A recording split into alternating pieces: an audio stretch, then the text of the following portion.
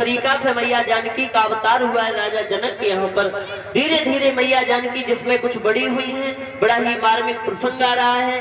महाराज राजा जनक के यहाँ पर एक अजगौ नामक धनुष रखा था। परीक्षित एक अजगौ नामक धनुष रखा था। तो महाराज राजा जनक जो है प्रतिदिन उसी का पूजा पाठ किया करते थे। और उधर हरिहर गंगा के किनारे पर बैठे हुए व्यास नंदन सुखदेव जी समझा रहे हैं राजन परीक्षित, जिसमें भगवान श्री राम अपने चारों भाइयों के साथ बचपना में है, कुछ बड़े हो रहे हैं, समझदार हो रहे हैं। तो भगवान का पहला काम क्या रहा है बचपना में बताया। भगवान ने बचपना में कौन से कार्य किए, कैसे कार्य किए। आजकल ये जो कथाएं होती हैं इनका सार यही निकलता है कि इन कथाओं से जो भगवान की चर्चाएं सुनाई जाती हैं कि भगवान ने कैसे कार्य किए, अगर इन्हीं चर्चाओं को हमारे नौजवान युवा साथी अगर सुन लें, एक दो बातों को अपनी जिंदगी में ढाल लें, तो घर वालों की थोड़ी जिंदगी सुधर जाएगी। बताया इसीलिए भगवान की चर्चाएं सुनाई जाती हैं कि भगवान श्री राम जिसमें बचपना में है तो कौन से कार्य कर रहे थे। परीक्षित जी, लिखा गोस्वामी बाबा तुलसीदास जी ने रामचरितमानस में।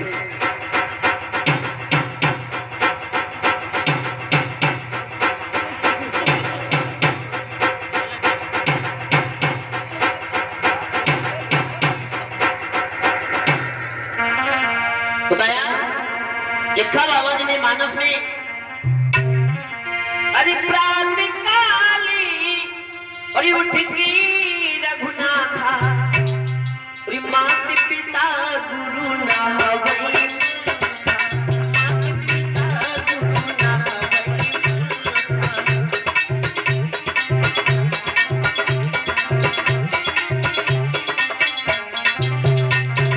बताया जिसमें भगवान राम बचपना में है तो कैसे कार्य कर रहे हैं।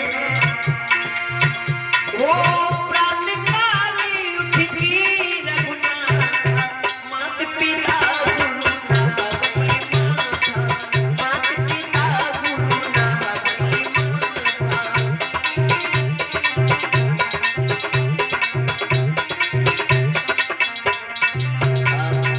बताया बाबा जी ने कि भगवान ने बचपना में कैसे कार्य किए कि प्रात काली उठ के रघुनाथा और माँ गुरु ना वही माँ था।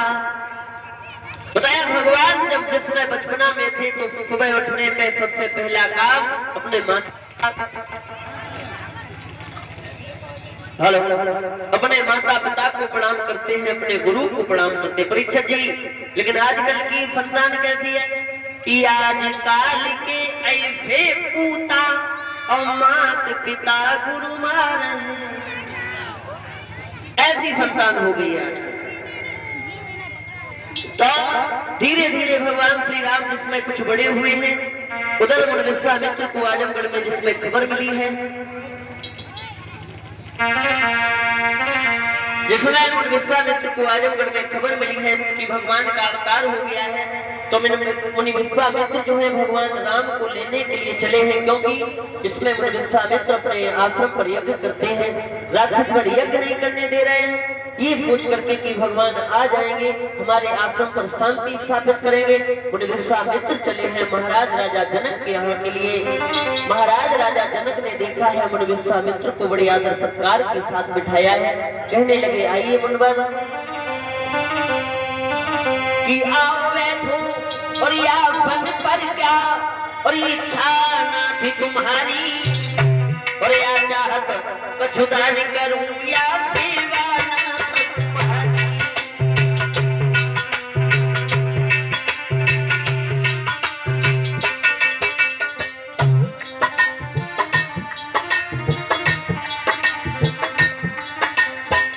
महाराज दशरथ कह रहे मुनि विश्वामित्र से, महाराज अरे सेवा करे तुम्हारी भगवान, सेवा करे तुम्हारी, अरे या चाहत कछु दान करूं या सेवा ना तुम्हारी।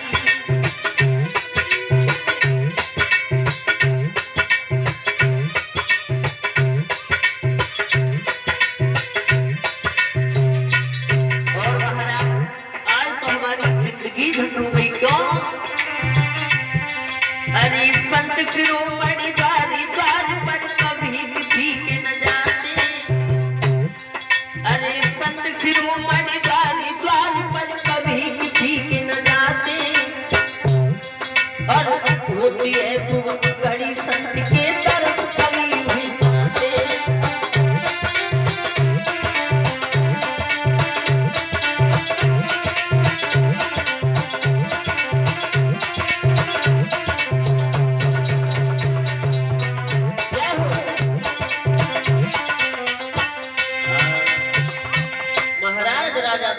मुनि विश्वामित्र को देखा है, बड़े आदर सत्कार के साथ बिठाया है। कहने लगे आइए मुनिवर।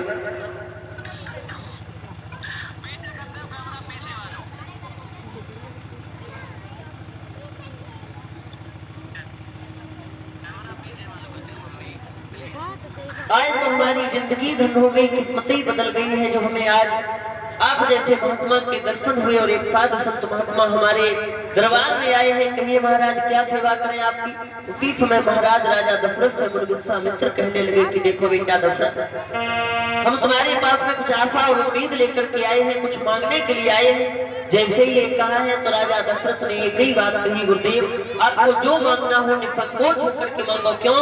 वही चौपाई जो कल बताई थी कि रघुकुल रीत सदा चले आई और प्राण जाए पर वचन न जाए। जैसे ही ये कहा है तो उसी समय मुनि विश्वामित्र कहने लगे महाराज दशरथ ऐसा कुछ नहीं, अगर आप हमें दान देना चाहते हो तो पहले दरवाजा भरो। जिसमें दरवाजा की बात कही है तो उसी समय महाराज राजा दशरथ ने कहा है कि अगर आप नहीं मान रहे हो तो मैं ये दरवाजा भर रहा हूँ, आप हमसे जो कुछ भी मांगोगे मैं आपको वही दूंगा वही दूंगा। और जैसे ये कहा उसी समय मुनि विश्वामित्र कहने लगे बेटा दशरथ कि मैं यज्ञ जिस समय करता हूँ ऋतु के हमको निश्चर देते हैं।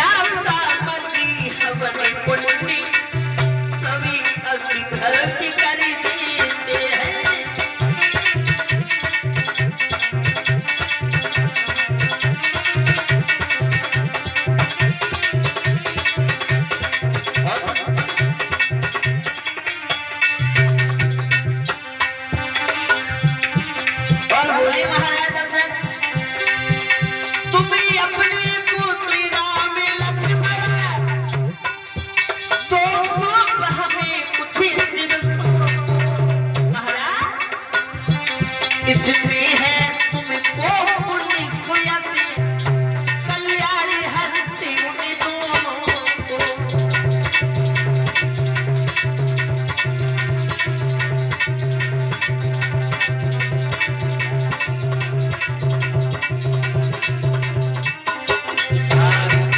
मुनि विश्वामित्र ने जिसमें महाराज राजा दशरथ से दरवाजा भरवा लिया है, इसके बाद में कहने लगे हैं कि महाराज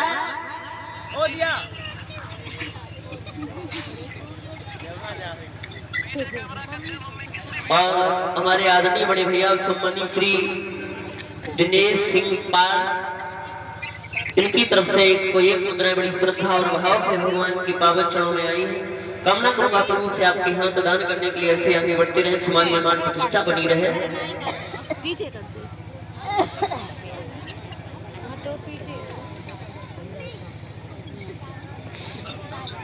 जैसे ये कहा है कि आप अपने पुत्र राम लक्ष्मण हमें सौंप दो। बोले क्यों? काहे हम जिस समय अपने आश्रम पर यज्ञ करते हैं तो राक्षसगढ़ हमें यज्ञ नहीं करने देते हैं, बहुत ज्यादा परेशान करते हैं। अगर तुम्हारे दोनों लड़का राम और लक्ष्मण मेरे आश्रम पर जाएंगे तो जो भी राक्षस आएगा वो उनका वध कर देंगे, हमारा आश्रम जो है वहां पर शांति स्थापित हो जाएगी। जैसे ही महाराज राजा दशरथ ने ये शब्द सुने मुनि विश्वामित्र के आंखों में आंसू लेकर के बोले हैं महाराज दशरथ मुनि विश्वामित्र से कि महाराज ये आप क्या मांग रहे हो? अरे हमारे अभी जरा जरा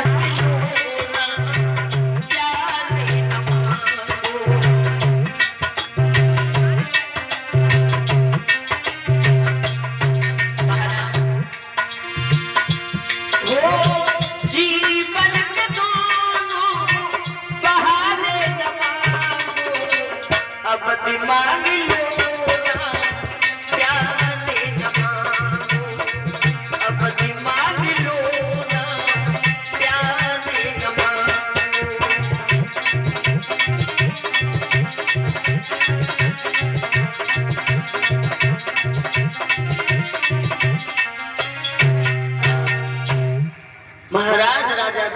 रोते हुए बोले, महाराज मेरे जीवन के दोनों सहारे न मांगो, अवध मांग लो लेकिन राम प्यारे न मांगो। आप हमारी अवध नगरिया को मांग लो, हम हंसी खुशी